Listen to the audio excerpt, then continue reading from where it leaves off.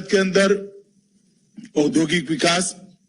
औद्योगिक विकास के लिए एक अच्छे वातावरण की निर्मित और दुनिया के साथ स्पर्धा करने वाली पॉलिसी, ये मोदी जी की सरकार बनी तब से भारत के लोगों के लिए कोई नई बात नहीं, परंतु इसका फायदा जम्मू कश्मीर तक नहीं पहुंचता था। जम्मू कश्मीर के युवाओं को आज भी रोजगारी के लिए सरकारी उपक्रमों पर आधारित रहना पड़ता था, क्योंकि वहां पर कोई न कोई कारणों से इंडस्ट्री ज्यादा नहीं लगी थी।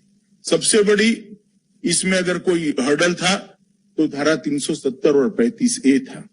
5 अगस्त को मोदी जी के नेतृत्व में धारा 370 और 35A को निरस्त करने के बाद एक खुला वातावरण हुआ और इसके कारण रोजगारी की ढेर सारी अपॉर्चुनिटीज जम्मू कश्मीर के लिए निर्मित हुई और देश भर के इंडस्ट्रियलिस्ट भी चाहते हैं कि जम्मू कश्मीर का विकास हो। जम्मू कश्मीर के अंदर इन्वेस्ट कर वो अपना तो फायदा करेंगे ही, परंतु जम्मू कश्मीर के विकास के अंदर योगदान भी देना चाहते हैं और वो सबके लिए एक ऐसी नीति चाहिए थी जो उनको स्पर्धा के अंदर टिकाए रखे। हम सब जानते हैं कि दूर दराज क्षेत्र है, ट्रांसपोर्टेशन की कॉस्ट बढ़ती है, नई एक वातावरण के अंदर काम करना है।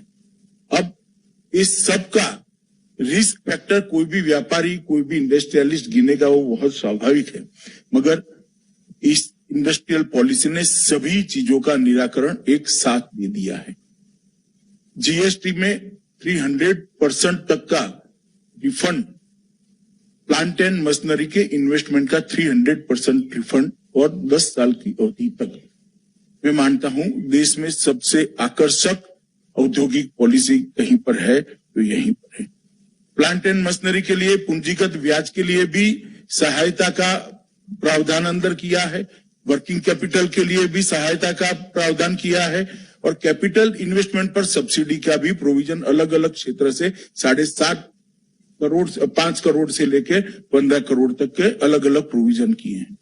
इस सबको देखा जाए तो चाहे ट्रांसपोर्टेशन कॉस्ट हो, चाहे एक नए परिवेश में काम करने का कोई हिडन कॉस्ट भी सामने आता है, तो इस सबको कर भी इंडस्ट्री के लिए ये बहुत फायदे वाली पॉलिसी बनने वाली है। जम्मू कश्मीर एकमात्र राज्य ऐसा है जहां पर एक भी व्यक्ति ऐसा नहीं जी है जिसे प्रधानमंत्री आयुष्मान भारत योजना का लाभ नहीं मिला है। जम्मू कश्मीर का कोई भी व्यक्ति हो, वो सेहत स्कीम के तहत प्रधानमंत्री आयुष्मान भारत योजना का लाभ ले सकता है। हेल्थ क्षेत्र में कितना बड़ा अपॉर्चुनिटी है, क्योंकि हर परिवार के पास 5 लाख रुपए का पेइंग कैपेसिटी सरकार ने ही जनरेट कर दिया है। 5 लाख रुपए हर परिवार का, और लगभग 94,990 लोग आज तक इसका फायदा ले चुके हैं और उनका पेमेंट भी हो चुका है। तो हेल्थ सेक्टर में जो लोग इन्वेस्ट करना चाहते हैं, इनके लिए मैं मानता हूं कि ये बहुत बड़ी अपॉर्चुनिटी प्रधानमंत्री आवास योजना के तहत, मैं अर्बन की बात करता हूं, 56,000 नए घर बनाए जा रहे। कोई कल्पना ही नहीं कर सकता कि जम्मू कश्मीर जैसे कम अर्बन एरिया वाले इस राज्य के अंदर 56,000 नए घर गरीबों के लिए बनाए जाए, उसमें से 10,500 घर बनाकर उनको दे दिए गए। जो बात करते हैं कि क्या फर्क पड़ा है, मैं उनको बताना चाहता हूं कि प्रधानमंत्री जी के विजन के कारण जम्मू कश्मीर के विकास में क्या फर्क पड़ा है। ग्रामीण के तहत लगभग 1,36,722 घरों की स्वीकृति कर दी गई। 1,36,722 लोग घर के बगैर, छत के बगैर रहते थे। आजादी के 70 साल के बाद वो सभी को घर की स्वीकृति दे दी है और उसमें से 47,323 लोगों को घर देने का काम समाप्त हो चुका है।